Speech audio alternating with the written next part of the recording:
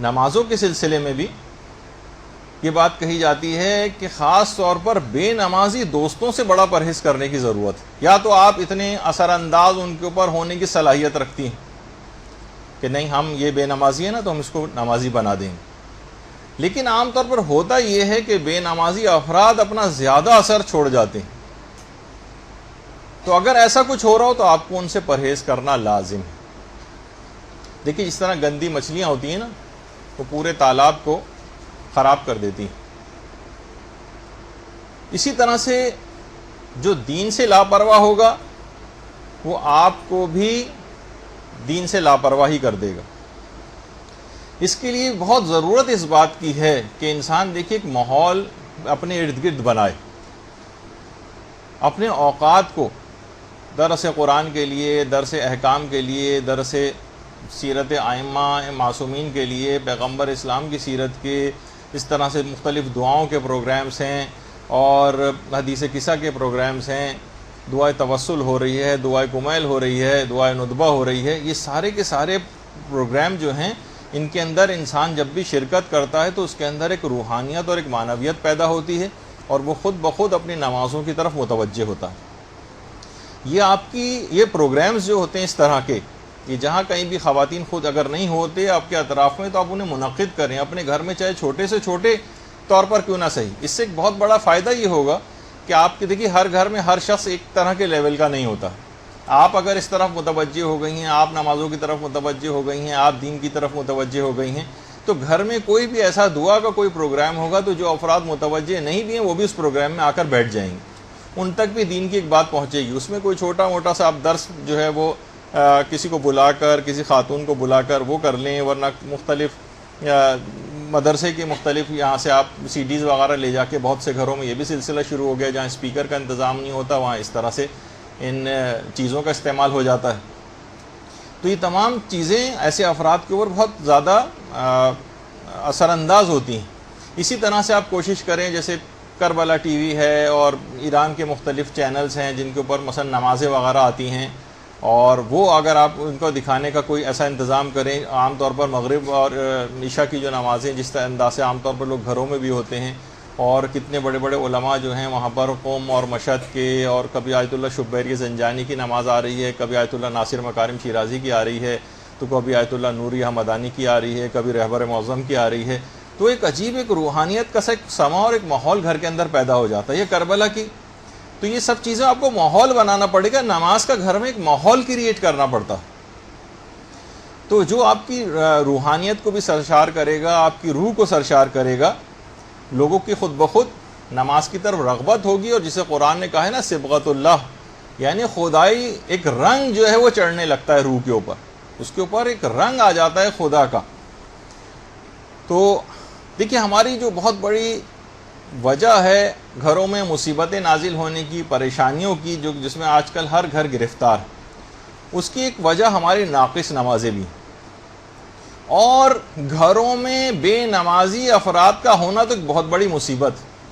یہ گویا مصیبتوں اور پریشانیوں کو کھینچنے کا ایک میگنیٹ ہے جو گھروں کے اندر لگا دیا گیا. جس گھر میں بھی ایک بے نمازی بھی اگر موجود ہے تو مصیبتیں اور پریشانیاں کھینچ کر اس گھر کی طرف آتی. تو آپ یہ نہیں کر سکتی کہ بس اپنی نمازوں میں لگی رہیں, کیونکہ گھر میں جب تک گھر کے اور افراد کو یا ارد گرد کے ماحول کو آپ اچھا نہیں کریں گی, جب تک فقط ایک آدمی کے تنہا اچھا ہو جانے سے فرق نہیں پڑے گا. تو یہ بہت اہم اس کے اندر بات ہے. تو جو میں نے کہا کہ گھر میں کیسی مصیبتیں اور پریشانیاں آتی ہیں, اور پھر جس اعتبار سے جو لیول جس کا ہوتا ہے اس کے مطابق ہی ہوتا ہے مصیبتوں اور پریشانیوں کا لیول بھی. جیسے آیت اللہ شیخ حسن علی نخودکی اصفہانی, یہ وہی ہیں جن کا میں نے امام خمینی کے حوالے سے ایک دفعہ بتایا تھا عمل بھی. وہ ایک دفعہ آیت اللہ شیخ حسن علی نخودکی اصفہانی جو امام خمینی کے بھی استاد تھے, وہ خود انہوں نے اپنے ایک بیٹے کو ایک دفعہ وصیت کی تھی. کہا بیٹا یہ بات یاد رکھو, اگر تم 40 روز تک بھی روزانہ عبادت, ریاضت, دعائیں, تعقیبات, عرفانیات کے اندر تم ڈوبے بھی رہو, اور فقط ان 40 دنوں میں سے ایک دن کی فجر کی نماز قضا ہو جائے تم سے, تمہاری ساری ریاضتیں ہباء منصورہ ہو جائیں گی. تمہاری ساری ریاضتیں مکمل ضائع ہو جائیں گی۔ یہ جو بھی آپ نے آیت دیکھی نا، اس کا ترجمہ ہے کہ پھر ہم ان کے اعمال کی طرف توجہ کریں گے اور سب کو اڑتے ہوئے خاک کے ذروں کی مانند بنا دیں گے۔ یعنی جب چیزیں قبول نہیں ہوتی نا نیک اعمال، تو جس طریقے سے ریت کے ذرات کے اندر کوئی چیز تبدیل ہو جاتی ہے، اعمال کا یہ حشر ہو جاتا ہے، ابھی جس کی تفصیل بھی آگے چل کر آئے گی۔ بیٹا میں نے اپنی، فرماتے ہیں شیخ حسن علی نخودکی اصفہانی، بیٹا میں نے اپنی پوری زندگی میں صرف ایک مرتبہ مجھ سے ایک نماز قضا ہو گئی تھی، اور اسی دن میرا بیٹا مر گیا تھا، تمہارا بھائی اسی دن مر گیا تھا، اور پھر خواب میں مجھ کو بتایا گیا کہ اس کی موت کا سبب میری وہ قضا نماز فجر تھی جو مجھ سے قضا ہو گئی تھی۔ وہ ٹھیک ہے کہ پروردگار ہر کسی کو اس امتحان سے نہیں گزارتا ہے، جن کے رتبے اتنے زیادہ بلند ہوتے ہیں ان کے لیے پھر مصیبتیں اور پریشانیاں بھی ایسی آتی ہیں، لیکن ٹھیک ہے خدا نخواستہ ہم تو اس پروردگار اس قسم کی مصیبت میں مبتلا نہ کرے، لیکن چھوٹے لیول کی مصیبتیں تو آتی ہیں نا۔ تو ایک نماز، یعنی کہہ رہے ہیں 40 روز تک بھی اگر تم مسلسل پورے کے پورے عرفانیت کے اندر ڈوبے رہو اور دنیا جہان کے نیک اعمال کر ڈالو اور فقط ایک دن نماز کو اپنی قضا کر دو، تو سارے اعمال تمہارے ریت کے ذروں میں تبدیل ہو جائیں گے، سب کیا کرایا بالکل بیکار ہو جائے گا۔ تو یہ بہت اہم بات ہے کہ یہ تمام خاص طور پر نماز کے سلسلے میں جو بے اعتدالیاں ہیں اور جو لاپرواہیاں ہیں، یہ کس طرح سے نقصان پہنچاتی ہیں۔ اور یہ آیت اللہ شیخ حسن علی نخودی کی اصفہانی وہی ہیں جن کا ایک کیمیا والا نسخہ میں نے آپ کی خدمت میں بہت عرصے پہلے جو ہے وہ پیش کیا تھا۔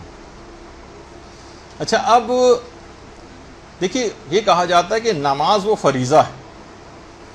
جو سیدہ زہرا سلام اللہ علیہا نے ٹوٹی ہوئی پسلیوں کے ساتھ،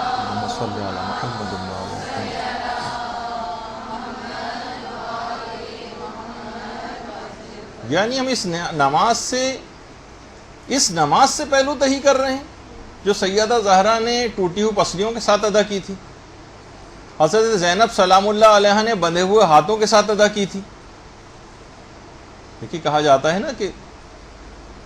محسن نقوی کا جو شعر ہے کہ محسن اس نماز کو کیسے میں چھوڑ دوں، زینب جو پڑھ رہی تھی لاشوں کے درمیان، اس کو ان مومن جو ہے اس کو نظر اندازی سے کام لے رہے ہیں اس سلسلے میں جو سید سجاد نے توق و سلاسل میں انجام دی تھی، اور جو حسین مظلوم نے خنجر تلے ادا کی۔ تو دیکھیے ایسی نماز اس کے بعد کبھی نہیں ہوئی، سجدے میں سر، گلے پہ خنجر، 3 دن کی پیاس، ایسی نماز پھر نہ ہوئی کربلا کے بعد۔ تو اس کو ماننے والے اتنی آسانی کے ساتھ اس کو ترک کر دیں اور اس کا حق ادا نہ کریں، چھوڑ کر سجدوں کو توہین محرم نہ کرو، بے نمازی ہو تو شبیر کا ماتم نہ کرو۔ کتنا اچھے شاعروں نے شعر اس سلسلے میں کہیں، جہاں نماز کے خلاف اشعار کہے گئے ہیں وہاں شاعروں نے اس کا بھی حق ادا کیا۔ برحمتك يا أرحم الراحمين وصلى الله على محمد وآله الطاهرين